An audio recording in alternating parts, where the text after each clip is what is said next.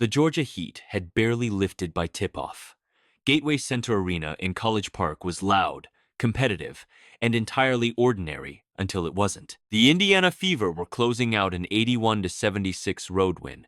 Caitlyn Clark had done what she does in hostile buildings, and the game was entering its final, breathless minutes. Then Brittney Griner fouled out. Two-time Olympic gold medalist, nine-time All-Star, one of the most decorated players in the league's history, walking toward the bench with the particular weight of someone who knows the night is over for her. The cameras, as they always do now when Clark is on the floor, kept rolling. What happened in the next few seconds became the most debated clip in women's basketball in years. Viewers slowed the footage down. They isolated audio.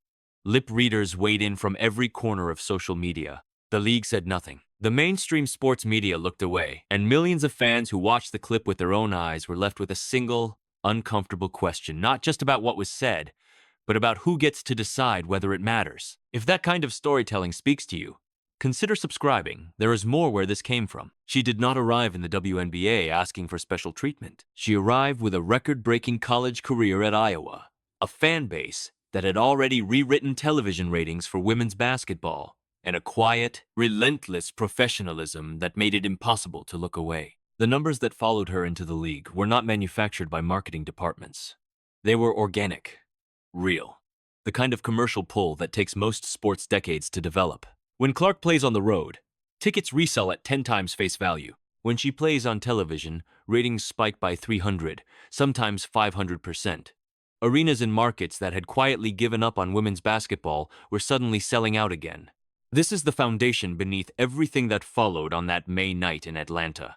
The WNBA did not create Caitlyn Clark's appeal, it inherited it. And with that inheritance came a responsibility the league has never quite known how to carry. She was not just a rookie finding her footing. She was, from the moment she stepped on a professional floor, the single most commercially valuable asset the league had ever seen. Every new sponsor, every new television deal, every sold-out road game this season exists inside the gravity she created. That context does not excuse anything, but it makes the silence that followed that clip impossible to understand without it. The WNBA has spent years fighting for legitimacy, fighting for broadcast deals, fighting for arena upgrades, fighting for the kind of mainstream attention that the NBA generates without effort. That fight shaped the league's identity: scrappy, resilient, politically conscious, deeply protective of its own narrative. Those qualities built something real, but they also built something rigid, a culture inside league offices that decided, long before Caitlyn Clark arrived, which stories deserved amplification and which ones deserved quiet burial.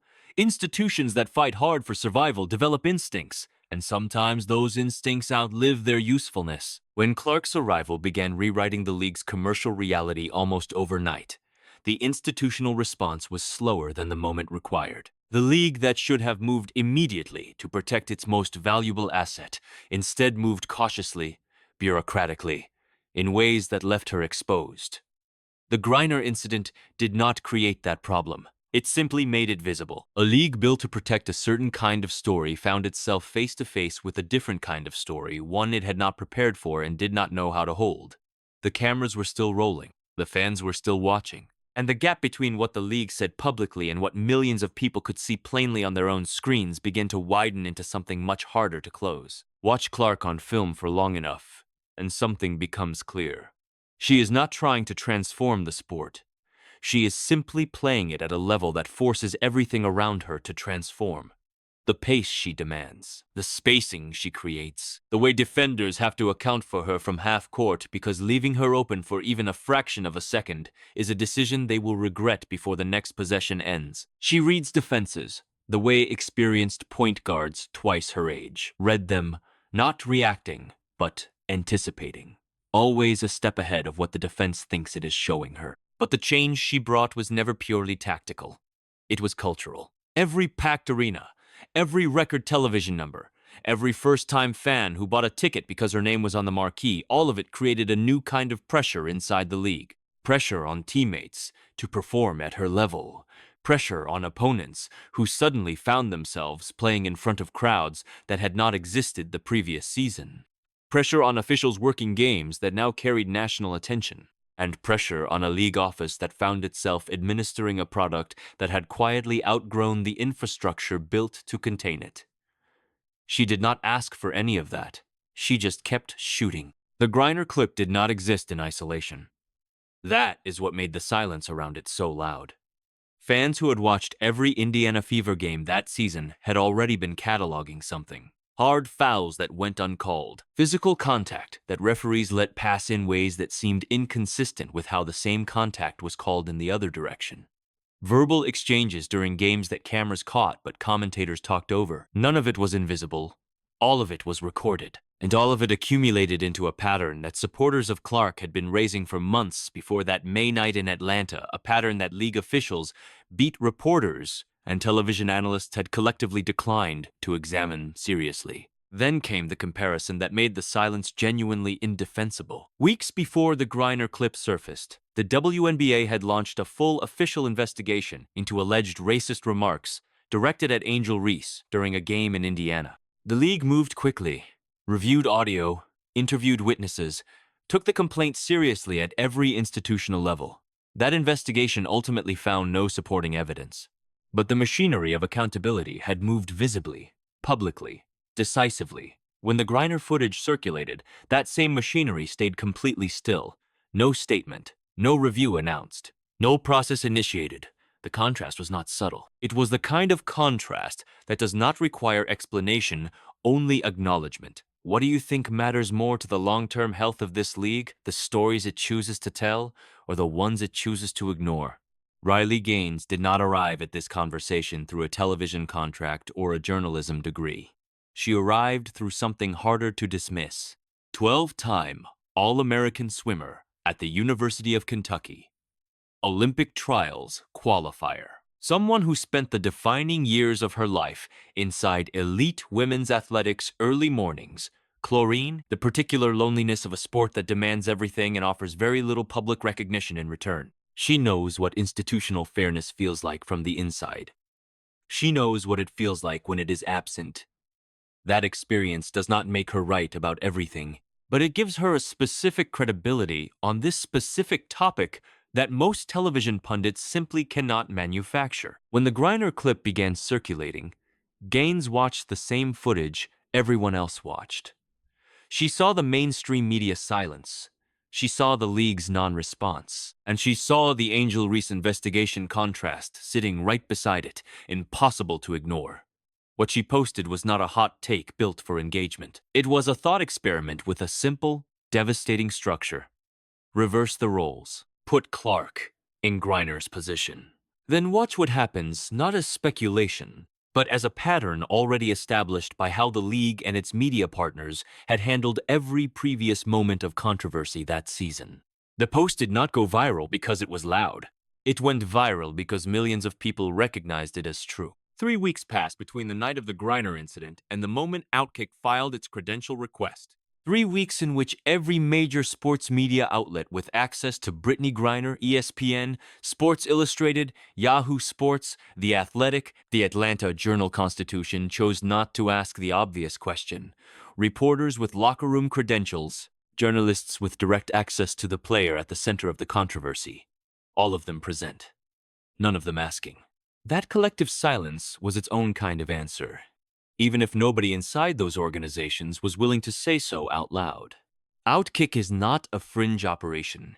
Founded in 2011, part of Fox Corporation since 2021, credentialed across the NFL, NBA, MLB, and NHL without incident.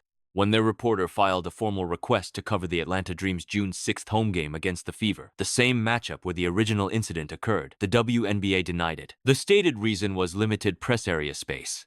A league that had spent 2 years publicly campaigning for more media coverage turned away a credentialed outlet at the precise moment its reporter intended to ask a question the league did not want answered.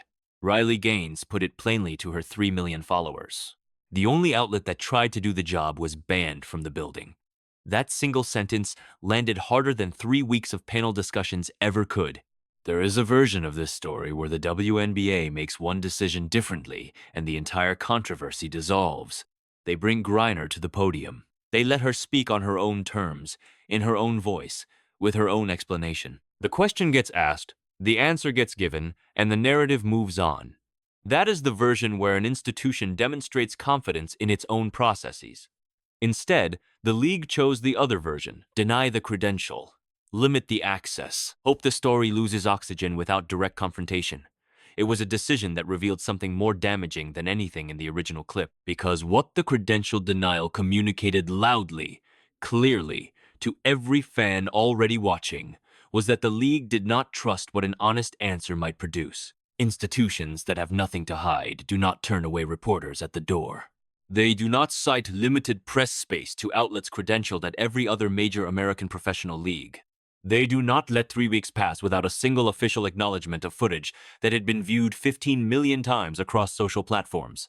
Every one of those choices was a choice. And collectively, they painted a picture of an organization managing a narrative rather than administering a sport. The fans watching could see the difference.